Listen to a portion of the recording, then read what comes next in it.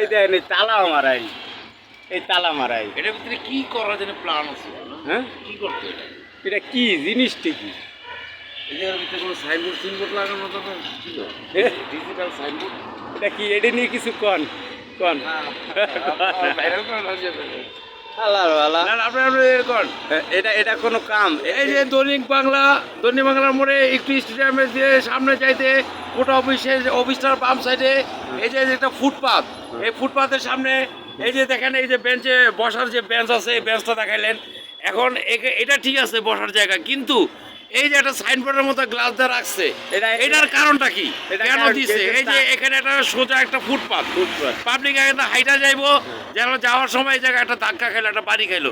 মানে আমাদের জনগণের এই দেশবাসী তালা মারাই, দেখেন এই তালা, আবার এখানে একটা তালাও আছে। তালা মারা এখানে। মানে আমাদের প্রশ্ন, আমার জনগণের প্রশ্ন যে এখানে সাইনবোর্ডের মতো এই যে একটা ব্যারিকেড, এই ব্যারিকেডটা দেওয়ার অর্থ কি? এটা আমরা দেশবাসী হিসাবে এই যথাযথ কর্তৃপক্ষের কাছে জানতে চাই। ঠিক আছে, ধন্যবাদ, থ্যাংক ইউ। এটা কি আসলে? এইটা কি?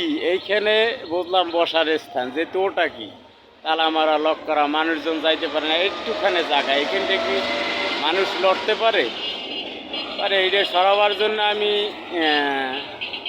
যারা পরিচালনায় আছেন তাদেরকে আমি দৃষ্টি আকর্ষণ করছি, যারা এটা সরাইতে দ্রুত ব্যবস্থা নেন, এই আশাবাদ ব্যক্ত করে আমি আমার কথা শেষ করছিলাম। আসসালামু আলাইকুম।